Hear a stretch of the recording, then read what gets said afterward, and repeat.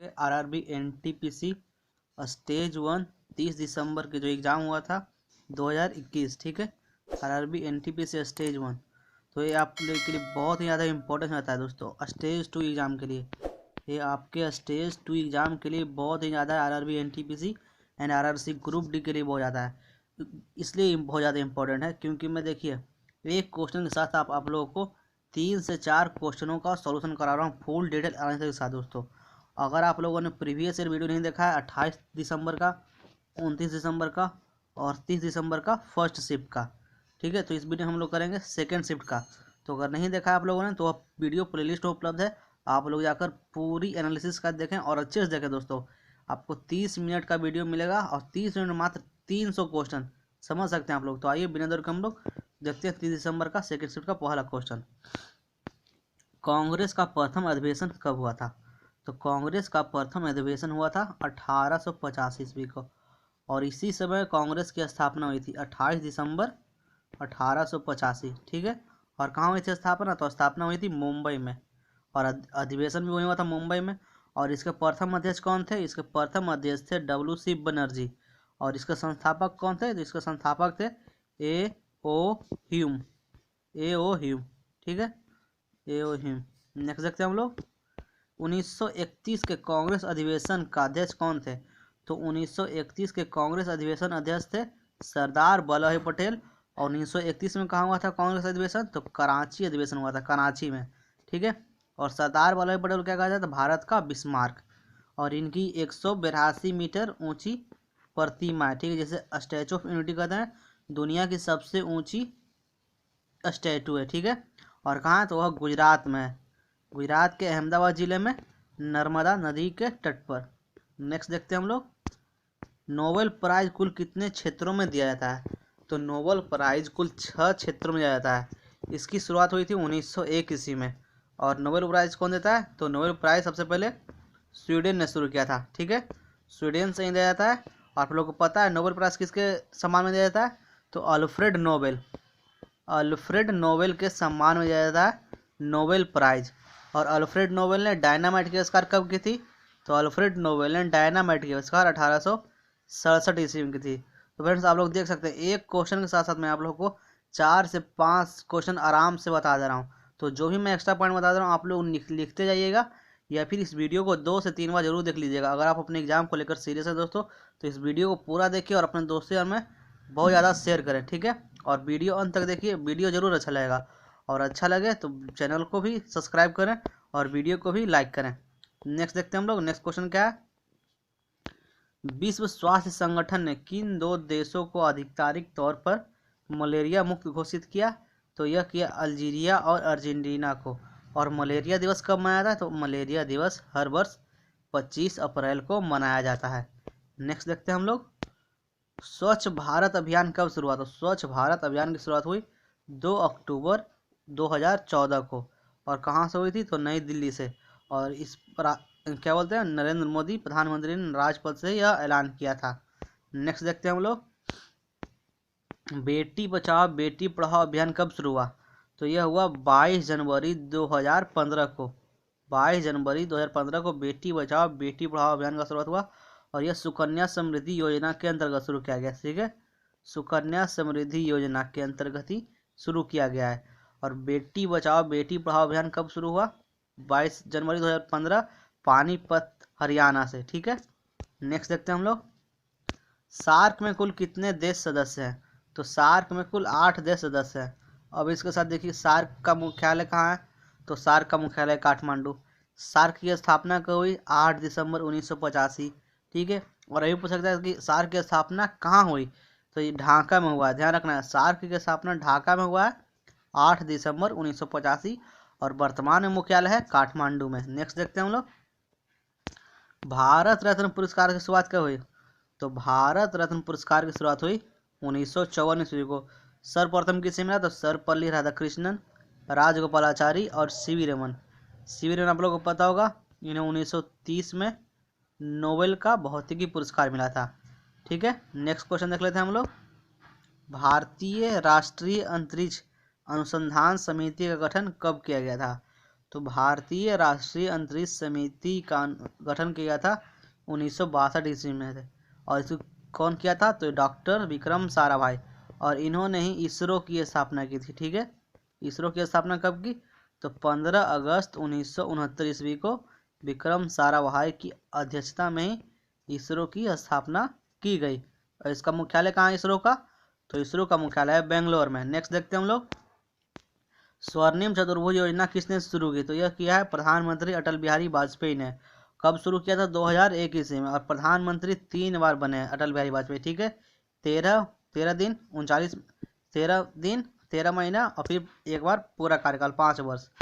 गदर party की संस्थापक कौन थे? तो गदर पार्टी के संस्थापक लाला हरदयाल। गदर पार्टी की स्थापना 1913 ईस्वी में कहाँ हुई थी? तो सैन फ्रांसिस्को में। सैन फ्रांसिस्को कहाँ है? तो अमेरिका में स्थित है। ठीक है, नेक्स्ट देखते हैं हम लोग, doctrine of lapse. Doctrine of lapse का मतलब व्यवगत का सिद्धांत या फिर हड़प्पा नीति।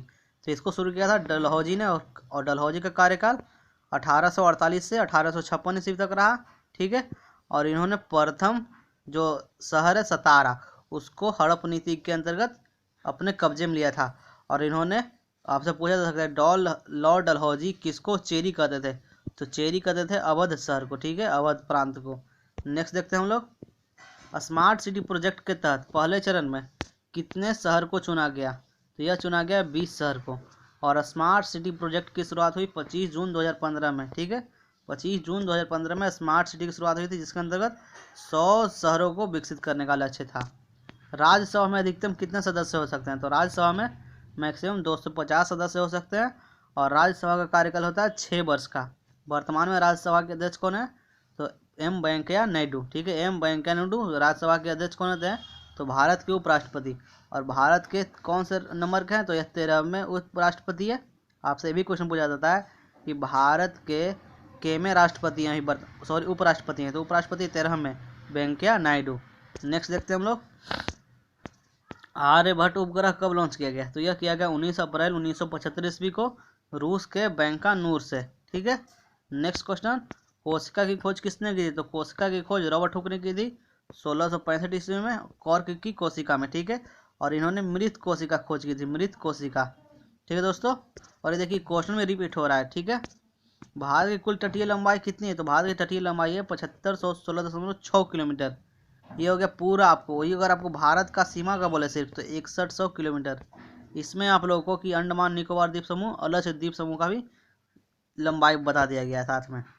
कुटुंब श्री योजना किसने शुरवाया? तो कुटुंब श्री योजना की शुरुआत केरल सरकार ने की। और केरल के लगातार दूसरे बार मुख्यमंत्री कौन बने? तो पिनाराई विजयन। पिनाराई विजयन केरल के लगातार दूसरे बार मुख्यमंत्री बने हैं। नेक्स्ट क्वेश्चन, चूने के पानी में कौन सी गैस प्रवाहित करने में दूधिया हो जाता है? तो CO2 प्रवाहित करेंगे तो वह दूधिया हो जाएगा। CO2 की मात्रा कितनी है वायुमंडल में? 0.03%। नाइट्रोजन की मात्रा 78%। ऑक्सीजन की मात्रा 21%। ठीक है, नेक्स्ट देखते हैं हम लोग, कुचिपुड़ी नृत्य किस राज्य से संबंधित है? तो कुचिपुड़ी नृत्य है आंध्र प्रदेश से संबंधित। और कुचिपुड़ी नृत्य से संबंधित व्यक्ति कुछ नाम है, कौशल्या रेड्डी, राजा एंड राधा रेड्डी, यामिनी कृष्णमूर्ति। ठीक है, एक कुचिपुड़ी संबंधित हैं, कुचिपुड़ी। फेसबुक के संस्थापक कौन है? तो फेसबुक के संस्थापक है मार्क जुकरबर्ग। और फेसबुक का नया नाम अभी क्या है? मेटा। वेरी इंपॉर्टेंट है, फेसबुक का नया नाम है मेटा। फेसबुक की स्थापना को हुई फरवरी 2004 में। और कहाँ हुई थी? तो कैम्ब्रिज USA में। ठीक है, अमेरिका में। नेक्स्ट देखते हैं हम लोग, ताजमहल का निर्माण कब शुरू हुआ? ताजमहल का निर्माण 1632 ईस्वी में शुरू हुआ और 1653 ईस्वी में बनकर तैयार हो गया। इसके वास्तुकार कौन थे? तो उस्ताद अहमद लाहौरी। उस्ताद अहमद लाहौरी। और इसका निर्माण किसने किया था? तो शाहजहां ने। शाहजहां ने निर्माण किया था।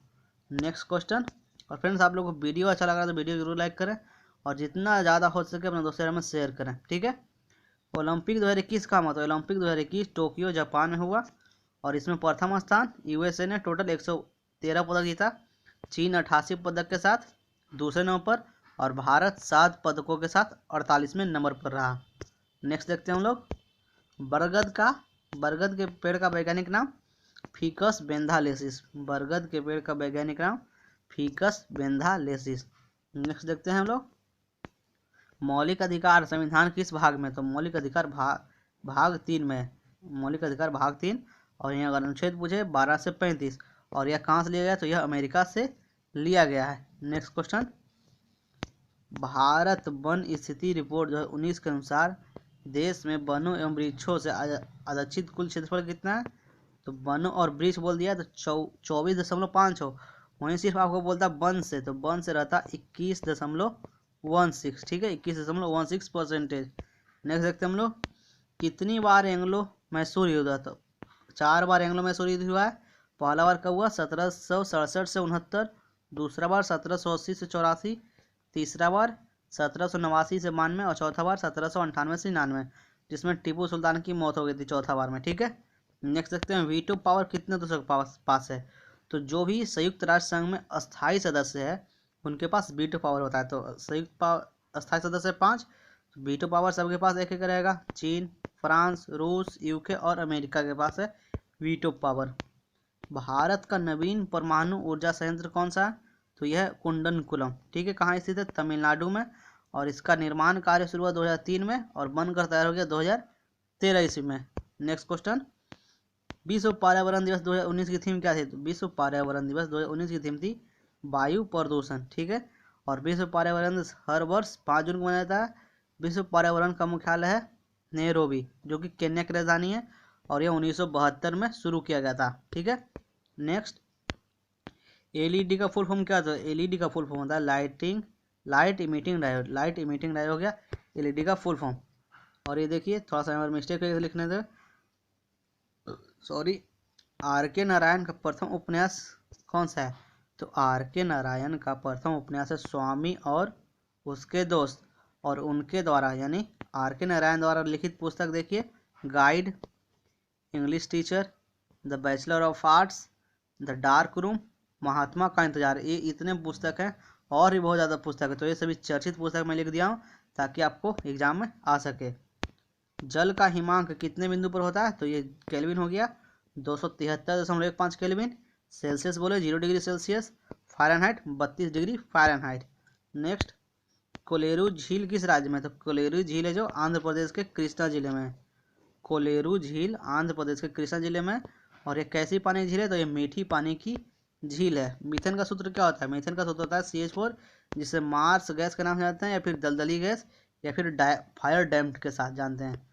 नेक्स्ट, दहेज प्रथा कब रोक लगाई, दहेज प्रथा पर 1 मई 1961 को दहेज निषेध अधिनियम पारित किया गया।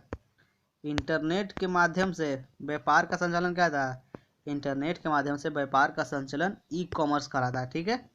पुस्तक का अध्ययन क्या कराता है, तो पुस्तक का अध्ययन बिब्लियोग्राफी। नेक्स्ट क्वेश्चन, सेवा क्षेत्र किस क्षेत्र में आता है, तो सेवा क्षेत्र जो तृतीय क्षेत्र में आता है, और तृतीय क्षेत्र में और कौन कौन आता है, पर्यटन आता है, मनोरंजन, स्वास्थ्य, व्यापार, ये सभी तृतीय क्षेत्र के अंतर्गत आता है। और देखिए लास्ट क्वेश्चन है, भारत में आर्थिक उदारीकरण कब शुरू हुआ, तो भारत में आर्थिक उदारीकरण 24 जुलाई 1991 को शुरू हुआ था। उस समय भारत के प्रधानमंत्री कौन थे, तो PV नरसिम्हा राव, ठीक है। उस समय भारत के प्रधानमंत्री थे PV नरसिम्हा राव, और 9वें प्रधानमंत्री, ध्यान रखना है, भारत के 9वें प्रधानमंत्री PV नरसिम्हा राव, इन्हीं के काल में आर्थिक उदारीकरण की शुरुआत हुई, ठीक है। और उसमें वित्त मंत्री कौन थे, डॉक्टर मनमोहन सिंह। तो ये हमारे फ्रेंड्स 30 दिसंबर से शिफ्ट 2 का फुल डिटेल एनालिसिस हो गया RRB NTPC स्टेज 1 के। तो इसी तरह का वीडियो पाने के लिए दोस्तों पूरा डिटेल सॉल्यूशन के साथ आप लोगों को मिलेगा RRB NTPC जो स्टेज 1 एग्जाम हुआ था, तो उसका फुल डिटेल के साथ एनालिसिस दोस्तों सभी शिफ्ट का एग्जाम आपको मिलेगा। तो आप लोगों को चैनल वीडियो अच्छा लगा तो वीडियो जरूर लाइक करें, चैनल पर हिट करें तो चैनल को जरूर सब्सक्राइब कर लें, और प्रेस कर ले बेल आइकन को, जिससे आगे latest videos, latest vacancy and important news पर हम लोग को तुरंत जानकारी मिलती रहेगी। और फ्रेंड्स इसको अपने दोस्तों में ज़्यादा शेयर करें ताकि यह सभी लोगों तक पहुंच सके और कुछ उनको फ़ायदा हो सके इन एग्ज़ाम में, चाहे आपका एग्ज़ाम हो RRB NTPC स्टेज 2 या फिर आपका एग्ज़ाम हो RRC ग्रुप D, सभी एग्ज़ामों के लिए इम्पोर्टेंट है। तो मिलते हैं हम लोग नेक्स्ट वीडियो में। Thank you friends.